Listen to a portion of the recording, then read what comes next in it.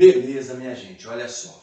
Agora nós vamos iniciar uma sequência de vídeos para conversar sobre o eletromagnetismo. Bom, pessoal, o eletromagnetismo é uma matéria que normalmente ela é dada no terceiro ano, tá? É uma matéria que fica muito sacrificada, porque o terceiro ano, normalmente, nós temos que rever a matéria do primeiro, rever a matéria do segundo e também trabalhar com a matéria do terceiro.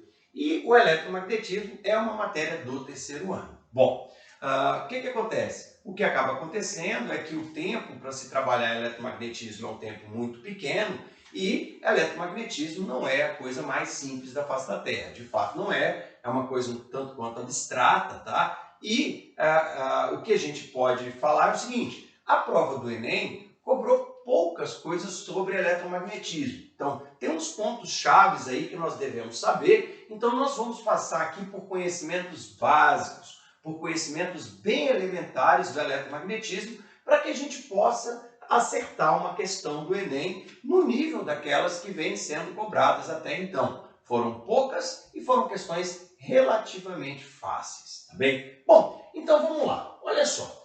A coisa interessante, pessoal, por quê? Porque as primeiras observações do magnetismo foram feitas de forma muito antiga, são muito antigas mesmo, tá? O que acontece? Foram realizadas pelos gregos em uma cidade da Ásia denominada Magnésia.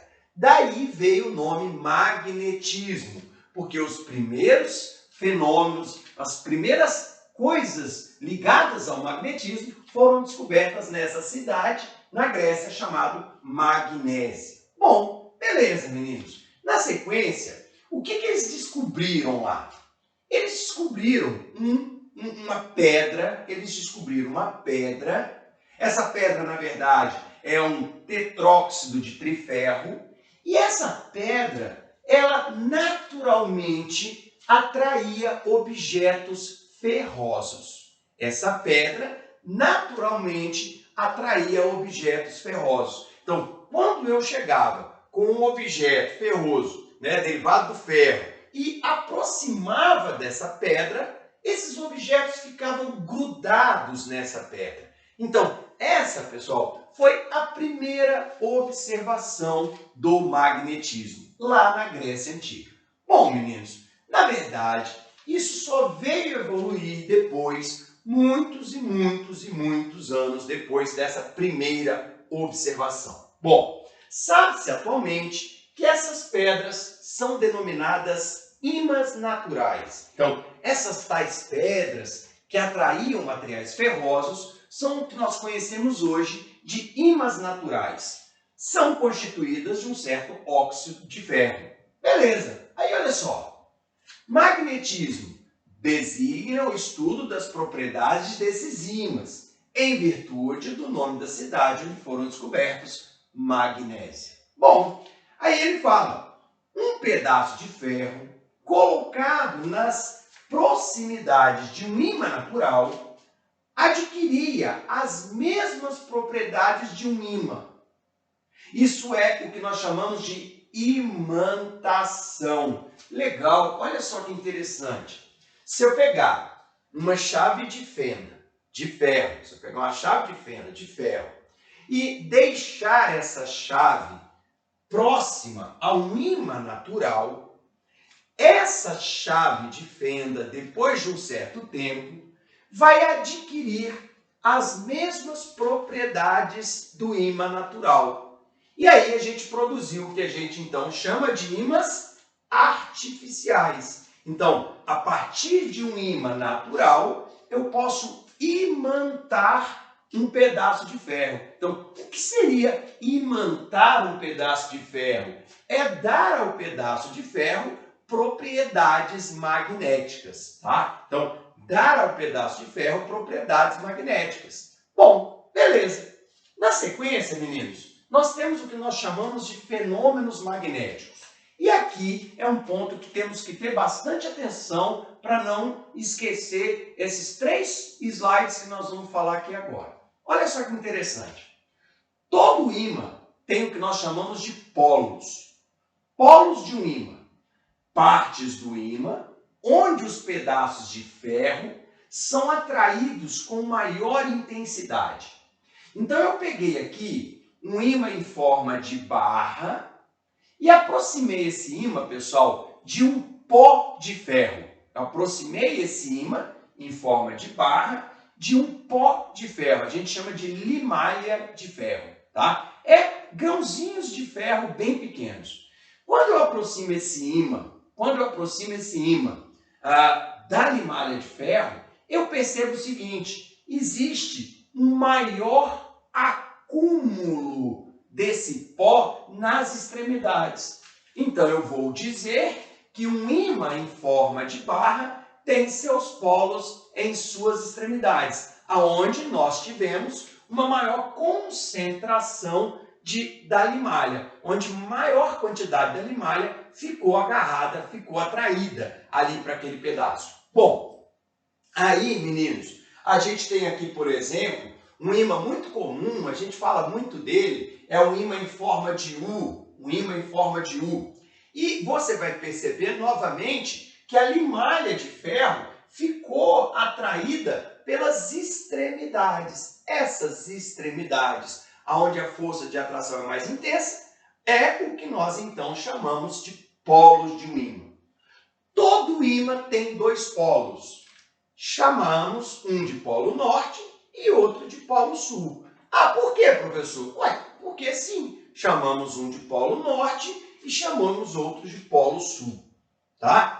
Então, não existe ímã de um polo só. Às vezes, tem até alguns desenhos numa apostila ou num livro, onde ele desenha só um polo norte, mas não existe. Para ser um ímã, se um lado é norte, o extremo é sul. Todo ímã tem que ter dois polos. Então está aqui, um ímã sempre possui dois polos com comportamentos opostos, polo norte e polo sul. Beleza! Então, esse é o primeiro fenômeno magnético. Todo ímã tem dois polos, um chamamos de norte, o outro chamamos de sul. Bom, a outra coisa interessante pra caramba que nós temos, pessoal, é a propriedade de inseparabilidade dos polos.